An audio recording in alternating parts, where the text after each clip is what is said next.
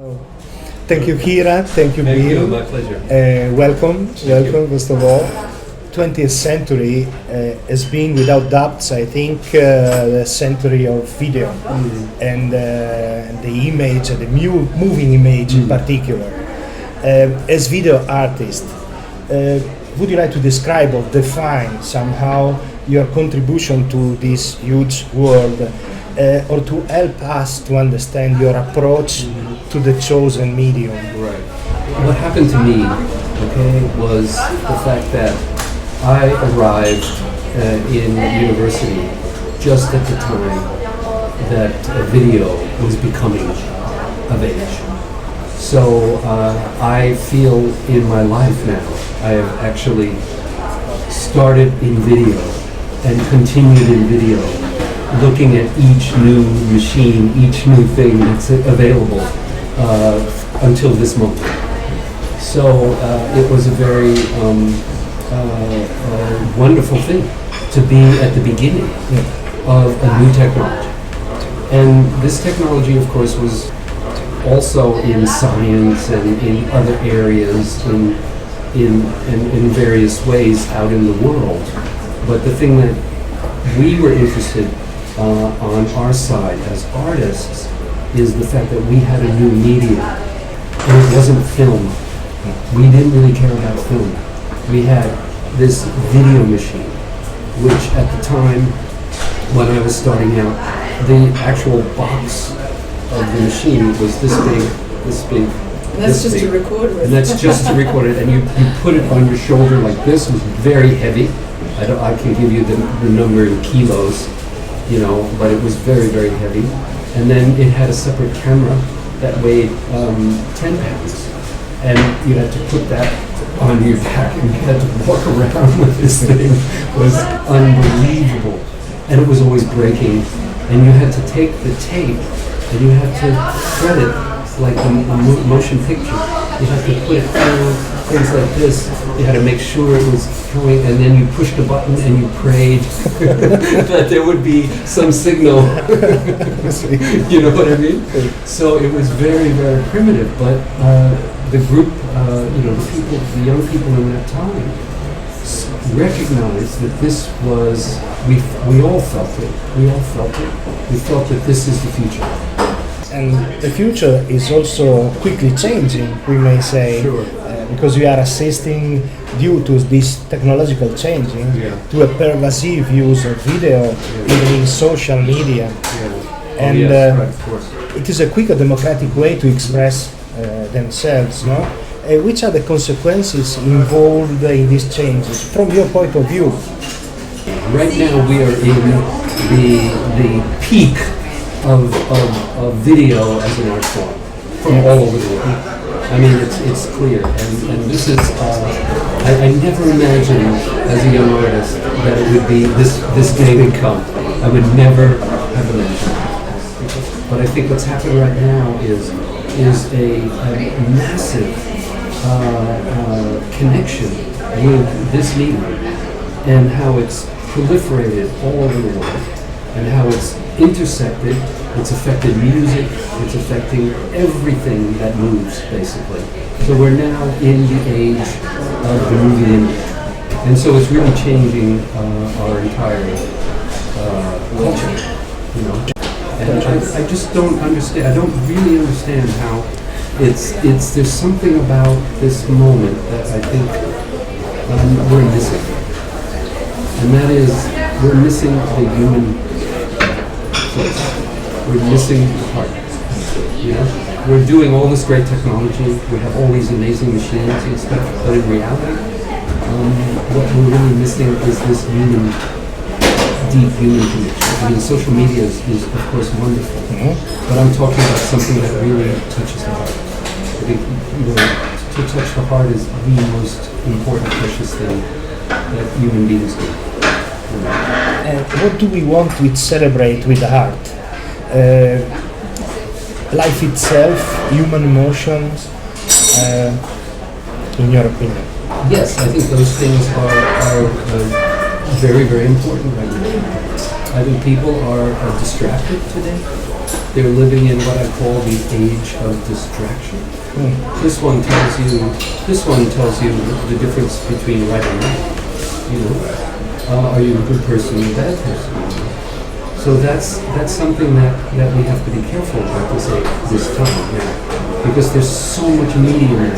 It's coming at us from all angles, all sides, and we're learning how to deconstruct that. We're learning how to understand that better. We need more language to understand what's happening there.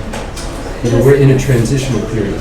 I think though that the barrage of images are overwhelming to people, and they can't understand what is going on. The language, they don't have time to decipher it. It's become shorthand, very, very quick. There are no more images left in the world to use, you know, and he's confused, you know, so a person like that who is trained himself to go and look in a different way has to continue to find the different way to look at things, and I think that's what art does.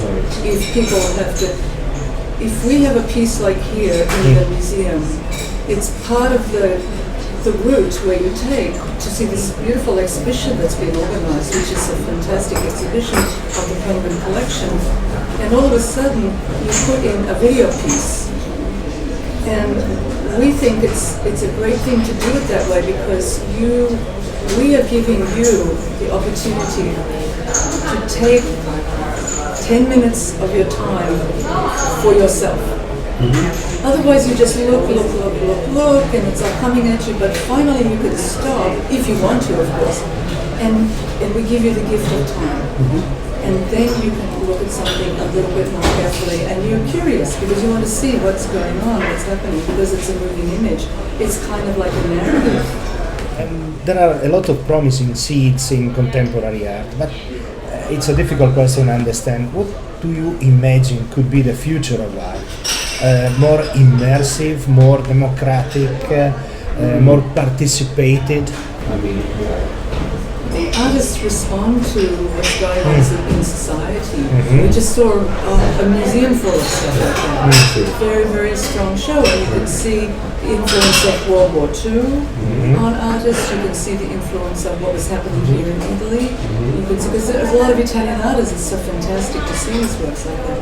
But I think that's a response, and then artists kind of try and help people. First of all, how to interpret those events and to help people see what they are and how to deal with the sadness of the situation.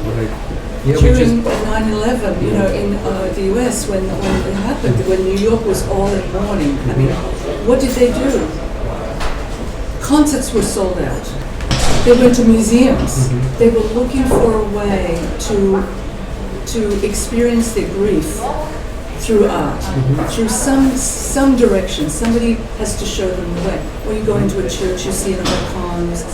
That's what artists do. That's the best of what artists do. They help people to see things more clearly, or to experience them more deeply, or to understand what has taken place. Yeah, we had a piece at the Metropolitan Museum, right? All of a sudden now, it was 9/11. And this huge tragedy happened. And all of a sudden, there were people coming in. It changed the whole situation. And what happens? What these people were coming in their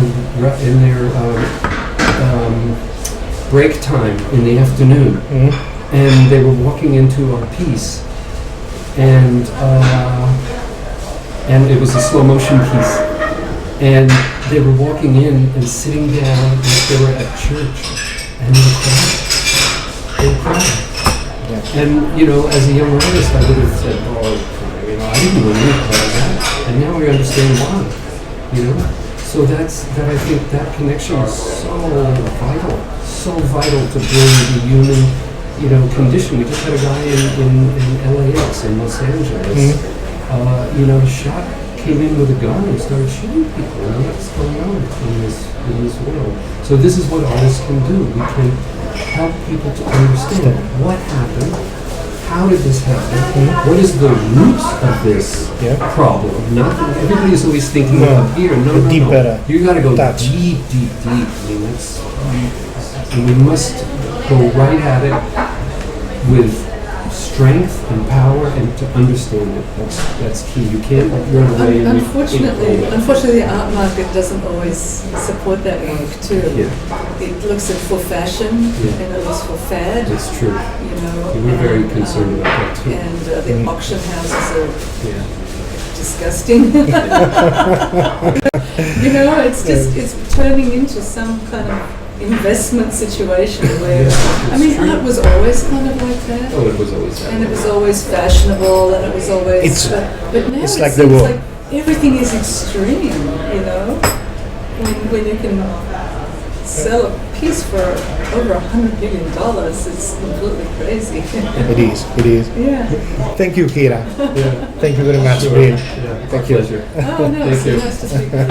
Thank you. Thank you very much. Great.